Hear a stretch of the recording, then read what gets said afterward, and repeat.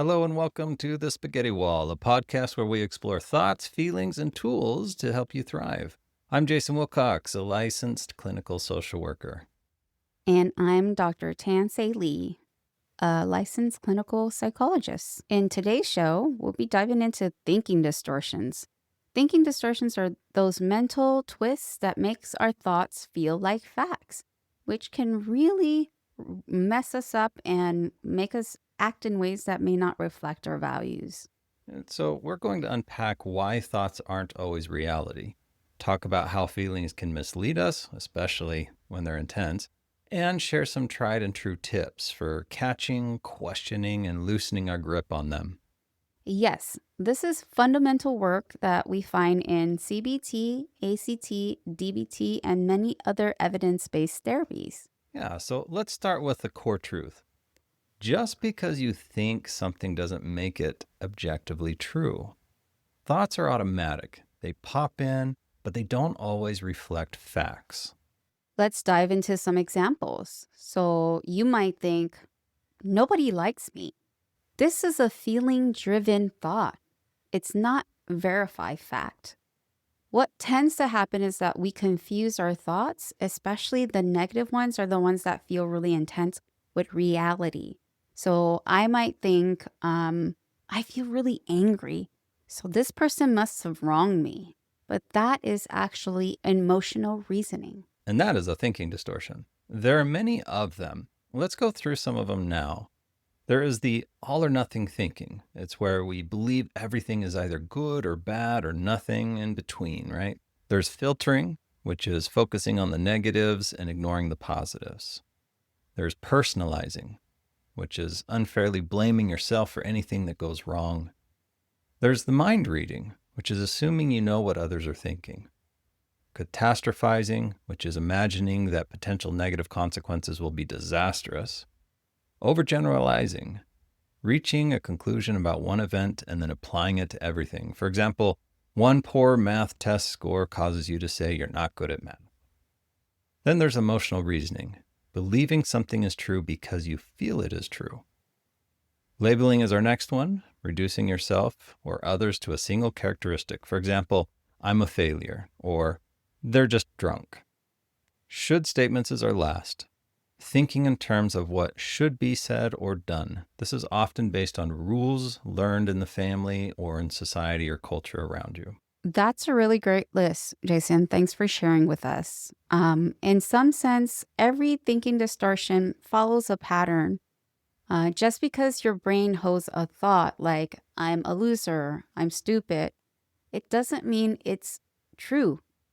Sometimes I have clients when we start diving into these topics and we start identifying that they have these thinking distortions, they then start seeing themselves in a negative light just because they have thinking distortions. So an important point here is we're not here to shame you. We're not here to shame the thinker. We all have thinking distortions. It's just part of being human. What matters is building awareness around it. Absolutely. In today's session, I really hope that the audience take that away in that we are not here to judge or shame. I'm guilty of doing this. This is why there's a list that exists. It's so powerful when clients can see that it is a human thing that our brain does, and there's nothing to be ashamed about. So why don't we share a scenario, Jason? Oh, absolutely. Actually, just this last weekend, we were out camping with Tan's family and having a great time. And we were sitting around the campfire. Tan and I were cuddling and enjoying the fire. And she got up to go do something. And I started having a thinking distortion. When she came back, she went and sat on the other side of the campfire area by herself. And my brain was like, that's a little odd. And then she got up and went and did some things and came back and sat on the other side again, far away from me. And normally that's fine, but for some reason that day, thinking distortion kind of came in and started telling me that she didn't want to be by me, that she was tired of being around me. And so that thought, that feeling started taking over my mind. Of course, quickly I started trying to counteract it, noticing what was happening. And so when I had a minute, I went and was chatting with her and said, oh my goodness, this is what my brain's doing. And she verified that sure enough, I was in a state of thinking distortion. Yeah, I think I let you know that I wasn't even thinking about where I was sitting. I was so busy trying to get things organized, get food cooked, get things put in the cooler. And I know that about you. That was actually one of the pieces that helped me try to get this thinking distortion to calm down. Is I know that about you. I know that you get busy doing things and you'll go about. But this is an example that from our own personal life where mind reading was happening, right? That's the category of the thinking distortion. So feelings often push us to assume the worst or to make it seem like it's real when it's actually just a thinking distortion. I'd like to pause here for a second, Jason. So, we're talking about thinking distortions, and definitely in the cognitive behavioral therapy model, we pause to go, how do behaviors, thoughts, and feelings lead to one or the other? So, in your example, your thinking distortion, assuming that I didn't want to sit next to you, how did that lead to a feeling, and what was that feeling? I started feeling a little sad because, again, the thinking distortion that you didn't want to be next to me or that you were kind of tired of me, yeah, gave me a sad feeling. Precisely. So we can conclude here that thinking distortions can lead to feelings that is misleading. And especially when they're intense, they can be so convincing. So think about some times of like usually high anxiety, sadness, and I would say anger. Anger is pretty high up there when it comes to intensity and feelings that are connected to some thinking distortions. Yeah, and I actually even tell clients sometimes those feelings can actually be the breadcrumbs to first be an alarm saying, hey, you're possibly operating from a thinking distortion. And if you are, then use the breadcrumb of the emotion to take you down to the thinking distortion to start figuring it out. But what often happens with the feeling is then we start having things like our anxiety spikes. The body then hijacks to a flight or fight state. Our thoughts feel urgent, real, even true, but that's not the nature of intense emotion. They feel like facts, but they're not necessarily facts. The intensity of that spike, Jason, I think as we're talking about like the nervous system, when that gets triggered, our body is releasing cortisol, stress hormone, adrenaline. So it gets so sticky and tricky to dislodge us from this intense feeling. So if I'm anxious about giving a talk, that might spike my sympathetic nervous system. And some people actually get panic attacks. Some people believe that their life is going to end because, of this inability to give a talk. And so oftentimes we see avoidant behaviors. But we have to remember that this feeling is just a feeling until we find proof for it. We want to compassionately remind the listeners that strong feelings are not absolute truth. Yeah, we'll start breaking down kind of on how to do this, going from I'm feeling anxious and recognizing that doesn't mean I'm in danger, or I'm feeling unlovable and that doesn't mean I actually am. So we're going to kind of break that down and start looking at tips of what we can do. All right. The first tip is to just notice the thought. It's that simple. Pause and notice it. There's that negative thought I'm having. The act of noticing it just allows us to pause and give us some space. Yeah, it's just the noticing piece, like I was talking about earlier, when you start having the feeling, right? It's just an alarm going off in the body that the thought might be happening. So our second tip here is label the distortion type. Remember the list we went through? You're going to want to identify which category is it. Is it catastrophizing? Is it mind reading, overgeneralization? Labeling helps us feel clarity instead of melding with the content. Tip number 3, let's gather some evidence. Ask yourself, what proof do I have that this thought is true? Do I have evidence that contradicts it? Yeah, kind of like my story earlier when we were camping. I did have evidences. She was sitting with me and cuddling before she got up. I do know that lots of times when we go do family gatherings or there's a lot going on, she does get distracted and kind of does things. So I had evidence to challenge, right? Tip 4 is alternative explanations. What else could be happening? Just because your brain jumps to one conclusion doesn't mean that there aren't other conclusions or other reasons of what's happening. It's not an all or nothing to the conclusion your mind first came up with. Tip number 5 is using mindful distancing. So, this is a technique from acceptance commitment therapy where we're choosing the thought as just a passing event. I'm having the thought that I'm going to fail instead of saying I am going to fail. Yeah, and that distinct part there is the fact that you're recognizing it as a thought versus making it reality. Our tip 6, behavioral experiment. I love this one. This one's fun and it can be a little anxiety producing when you first try it. But test the thought with real world data. If you think something along the lines of, if I say hi, they'll all reject me. Well, go say hi and see what actually happens. You might be really surprised by the outcomes. Yeah, so for tip number 6, behavior experiment, in Jason's scenario, he could have just came sat by me and see what I had to say about wanting to sit by him or not. Right. I could have just gotten up, walked over there, sat down by her and seen what happened. Or I could have called over to her and invited her to come sit back by me. So our tip 7, self-compassion. Common distortions stem from self-criticism, if you haven't noticed yet. Respond to yourself with kindness. Remind yourself, I'm human. I'm working on this. Notice the fact that all of us make mistakes. All of us have our own things.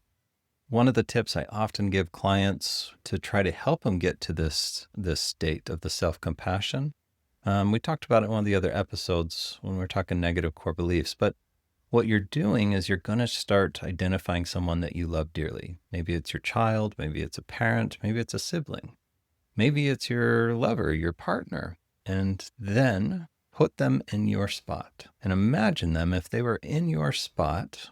Would you have the same negative thoughts about them? If they did everything you did or behaved every way you did, or the scenario was exactly the same, would you have the same negative thought? Oftentimes, this can help with us having some self-compassion and move away from the self-criticism. In short, we're asking you guys to pause. And if there's any way for you guys to find a mantra, an acronym to summarize some of these tools, it'll be helpful. For me, I like using pause, notice, name, question, allow for space. Is there something we're needing to act on? And empathy. Can we give ourselves self-empathy? So if you can just find a way to summarize this, remember it, practice it, try it out, hopefully it can be helpful. Yeah, I was thinking of a story, another situation that happened that might help one more time kind of walk through what we're talking about here. It happened within a publishing company many years ago. There was an author who came up to me in a party, and she was shocked by what I had posted online, like beyond shocked. She had like horror in her face. I had posted earlier that day a chapter for a book I was thinking about writing. Now, here's the thing. I literally just crammed that thing out. I wrote it and didn't even look at what I wrote. There's probably some spelling errors and grammar issues. So I just wrote it. I put it online. And I said, hey, what do people think about this as a book idea? So she ended up reading it, came up to me at this party, couldn't believe I posted it. I said, why not? She said, because there was grammar and spelling issues in there. And I was like, okay, what's the problem? She said, well, if people see that, they won't like you as an author any longer, and they're just going to get rid of it. They're never going to read your stuff. And I said, that's okay. They don't have to read my stuff.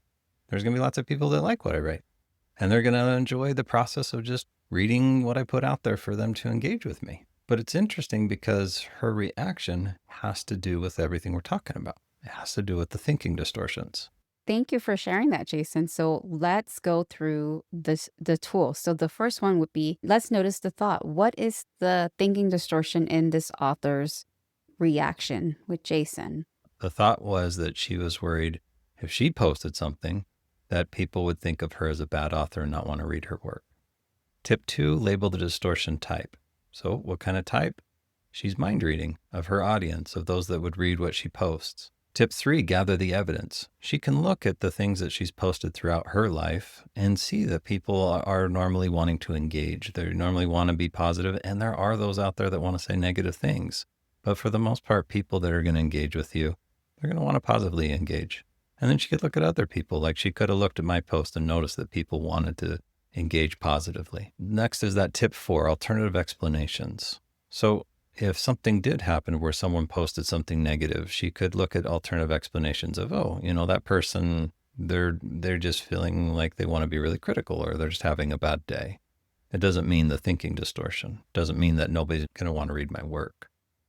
Tip 5, mindful distancing. So she can notice the thought when she's going to post or after she posts. If it goes, oh my gosh, no one's going to like what I do and like me as an author, she can just go, oh, my brain kind of wants to go there. I'm going to let that pass through. Just because I feel that thought doesn't mean the thought is reality. Tip 6, behavioral experiment. She can post something out there. If she felt too much anxiety, she could literally edit it and then leave one grammatical problem just to see what would happen. Or she could just post it in rough draft and see what happens. Most people, she's going to find out that they're going to be okay with what's going on. Tip 7, self-compassion. She can remind herself that she's human. And most people, we are human and we do have mistakes. And she could even use the technique that I offered earlier where she puts someone in her shoes, someone that she loves dearly. If they posted something that had some problems, would she tear them down? Would she think terrible things of them? Or would she still care about them and still be interested? So those are the 7 steps. That's what you're wanting to use when you're starting to feel those feelings spike, and then just kind of work your way down those steps, noticing what the thought is and everything. So today we've walked through how thoughts do not equal reality, how feelings, although powerful, may not be proof of reality. And we talked through some practical skills to help us defuse from some of these thinking distortions. And here's how you bring it into your life. Start small. Pick one common distorted thought you notice. Maybe something like, I'll embarrass myself. And each time it pops up, run through the steps. Notice it, label it, question it, reframe it, and then give yourself some compassion. I also like tracking the thinking distortions with a thought log or writing them down on your notes app on your phone. Oftentimes, when we write it out, all of them out, it's helpful to have it tangible. You can see it, and going through all these steps that we outlined today may be really useful for you in making sure that you're able to have that available. Yeah, and when you apply what we're talking about here today, you might notice less emotional hijacking. You might have more clarity. You might feel calmer, right? Anxiety is going to go down. Now, even if emotions still show up, you don't have to buy into every story they bring. We really hope that these skills help us increase our cognitive flexibility and our emotional flexibility, build some resilience, and increase distress tolerance in going through these practices. Thanks so much for spending this time with us exploring these really tough and sticky thinking distortions.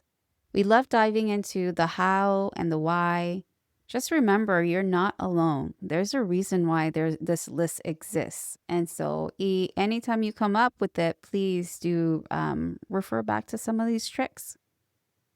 But one final reminder, your mind may throw sharp thoughts your way, but you have the power to name them, to step back and choose your response. That's where real freedom lives. If you enjoyed this episode, please subscribe, rate us, give us some comments, and share. You can also find us at avidcounseling.org. Until the next episode, be kind to your mind and to yourself.